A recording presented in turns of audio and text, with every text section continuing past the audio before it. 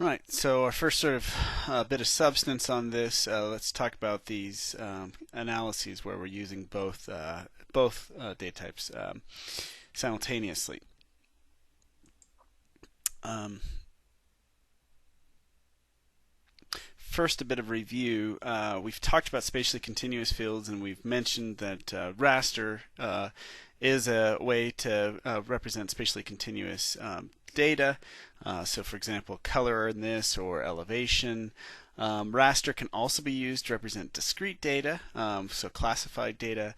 Vector data is always discrete, but in the case of polygons, where the polygons provide a complete coverage, we can think of them as not only discrete but continuous.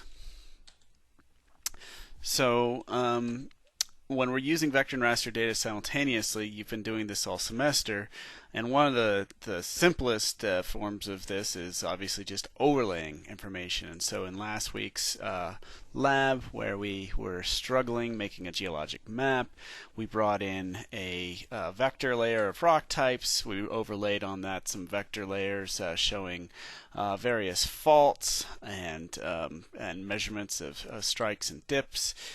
We underlaid underneath this a USGS quadrangle to provide some context in terms of elevation, roads, etc. And so, finally, we didn't do this, but you could have done this, brought in a hillshade underneath that, and that hillshade would have made the topography pop out a little bit more.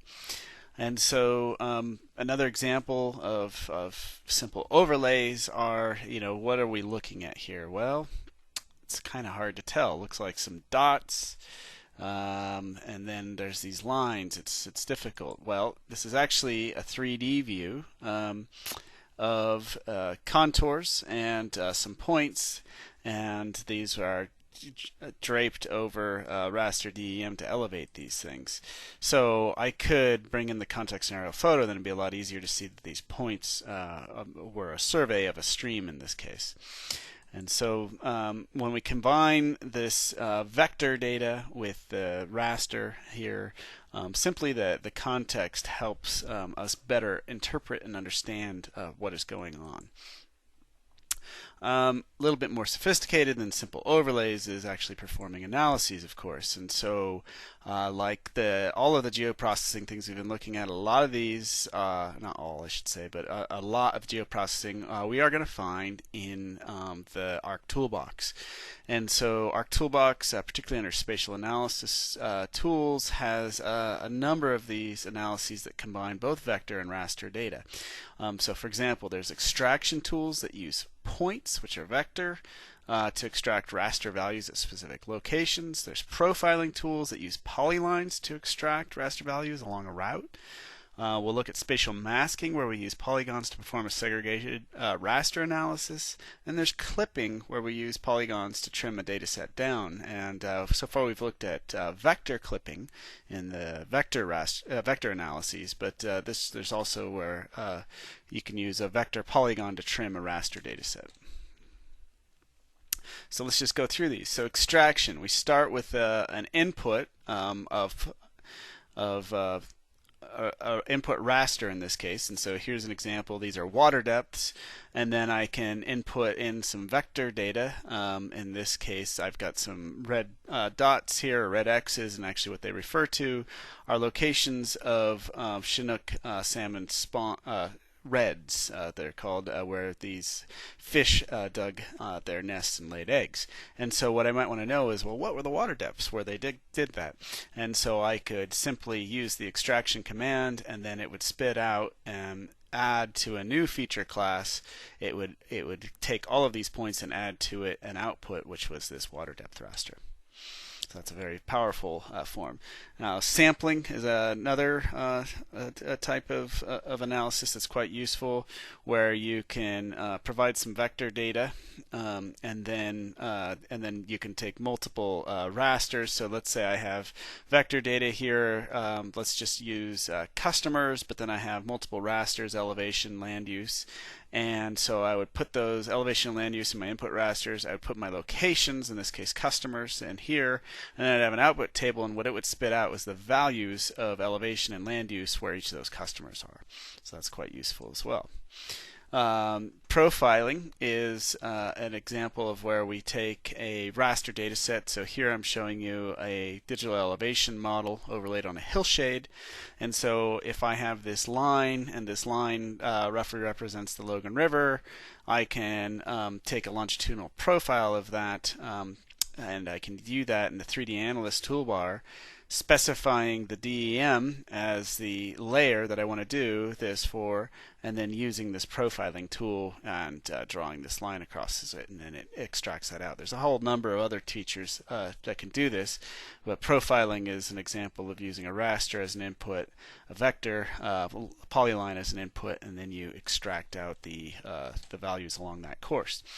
Masking is another example where the raster is the fundamental information that you want to pull off. And so here we talked about in last week's lecture a DEM of difference when we were talking about uncertainty. So this is where I take two elevation models, I subtract them from each other, I get positive values shown in blue and negative values shown in red, positive where the surface might have raised, red where it might have lowered.